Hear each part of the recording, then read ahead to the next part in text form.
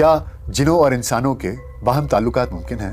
नूरा अल्तकाका जो कि कुवैती गुलकारा हैं, वो अपने बैंड के हमरा जिन्नों की एक शादी की तकरीब में अपने फन का मुजाहरा करके आए। जब नूरा समेत सब तैयार होकर फंक्शन में पहुंचे तो मेहमानों ने रक्स शुरू कर दिया।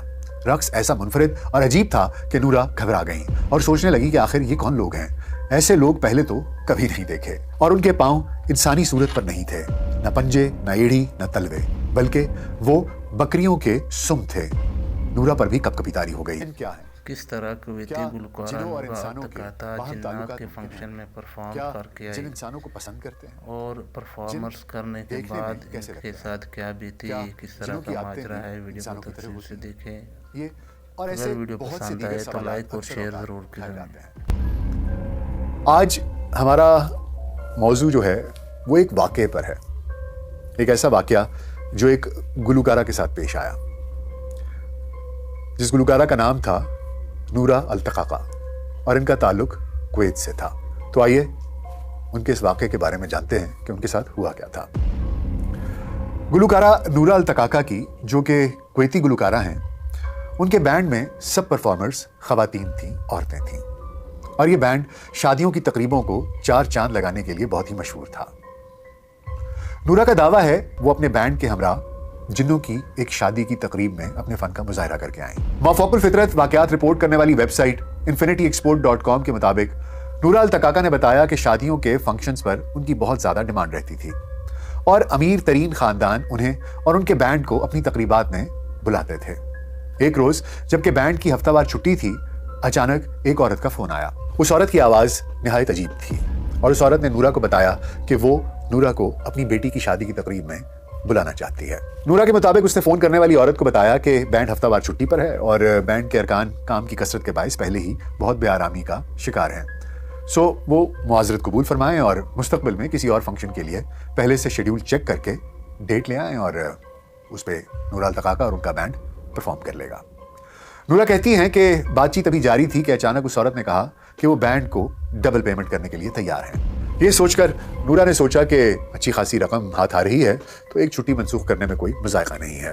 नूरा ने कुछ पसोपेश के बाद बिलाखिर पेशकश कबूल कर ली और कॉल करने वाली औरत से फंक्शन के मुकाम का पता लिया और फोन बंद कर दिया।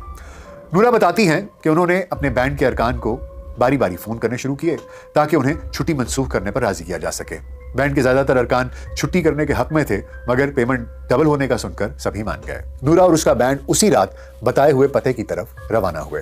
नूरा के मुताबिक ऐसा उनके साथ कभी हुआ न था, मगर उस बार न जाने क्यों सारे रास्ते में उनके दिल को अजीब सा महसूस होता रहा, लेकिन उन्होंने किसी से कुछ न कहा। नूरा कहती हैं कि रास्ता भी बहुत अजीब सा था, टेढ़ा मेढ़ा, जैसे भूल भुलैया सी हो, जैसे कोई घुमा फिरा कर किसी को कहीं और से कहीं और ले जाना चाह रहा हो। अचानक सबको लगा कि वो रास्ता खो बैठे हैं। गाड़ियां इंतहाई आहिस्ता रफ्तार के साथ चल रही थीं और अभी इस बारे में बैंड के अरकान एक दूसरे से बातचीत कर ही रहे थे कि उन्हें बहुत सारे लोग इकट्ठे दिखाई दिए। जैसे ही करीब पहुंचकर पूछा गया तो मालूम हुआ कि शादी की तकरीब वहीं हो रही थी जहां नूरा अल्तकाका और उनके बैंड को बुलाया गया था। नूरा बताती हैं कि ये एक बहुत बड़ा घर था जहां म्यूजिक ऊंची आवाज में बज रहा था। नूरा और बैंड अरकान इमारत में दाखिल हुए तो उन्होंने देखा कि तकरीब में शरीक लोगों ने अजीब से मलबूसात ज़ेब तन किए हुए हैं। जिस औरत ने नूरा को फोन किया था वो सामने आई, अपना तारुफ कराया और बैंड को खुशामदीद कहा। नूरा उस औरत को उसकी आवाज से पहचान गई। नूरा बताती हैं कि उस औरत ने जब उनके गाल पर बोसा दिया तो उन्हें यूं महसूस हुआ कि जैसे इस औरत की खाल पथरीली है और उसे एक अजीब सी हरारत और हिद्दत महसूस हुई। उस औरत का लिबास भी बहुत ही अलग सा था जो मामूल से हटकर था। चारों नाचार नूरा ने अपने महसूसात को अपने दिल ही में छुपाए रखा और किसी पर कुछ भी जाहिर ना होने दिया। इसी औरत ने बैंड अरकान को एक कमरा दिखाया जहां उन्हें कुछ देर आराम करना था और फिर फंक्शन में गाने के लिए तैयार होना था। जब नूरा समेत सब तैयार होकर फंक्शन में पहुंचे तो मेहमानों ने रक्स शुरू कर दिया। रक्स ऐसा मुनफरिद और अजीब था कि नूरा घबरा गईं और सोचने लगी कि आखिर ये कौन लोग हैं। ऐसे लोग पहले तो कभी नहीं देखे, लेकिन इन सब बातों को नोटिस कर लेने के बावजूद नूरा कुछ न बोली। बैंड ने अपनी परफॉर्मेंस का आगाज कर दिया।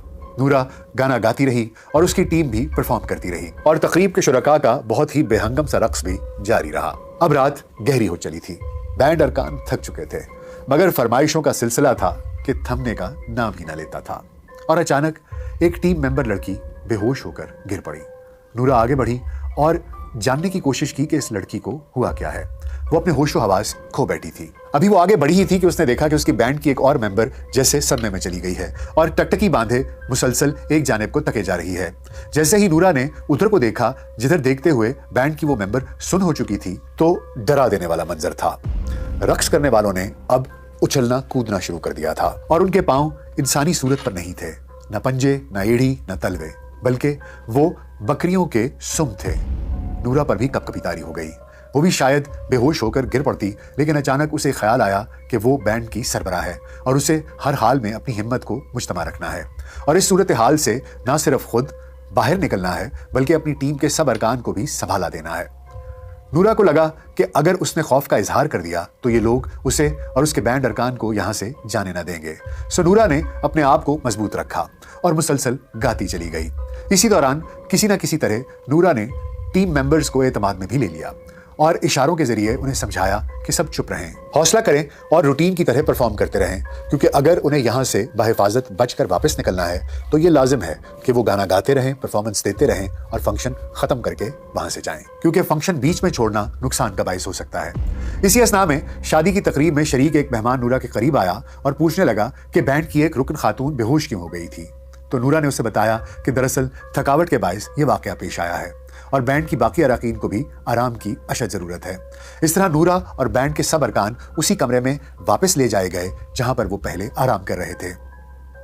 यह कमरा भी बहुत ही अजीबो गरीब था।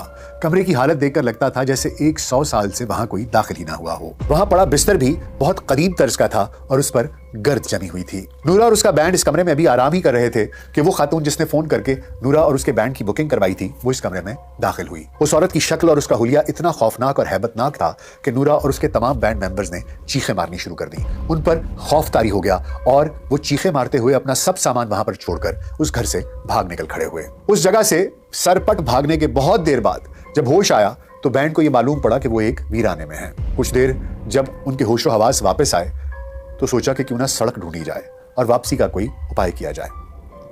तब नूरा और उसका बैंड सड़क की तलाश में चलना शुरू हुए और काफी देर चलने के बाद उन्हें सड़क दिखाई दी। रात का ऐसा पहर, तमाम खवातीन का बैंड और वीरान सड़कें और ऊपर से उन सब पर खौफ तारी था। काफी देर चलने के बाद उन्हें वहां पर एक शख्स दिखाई दिया।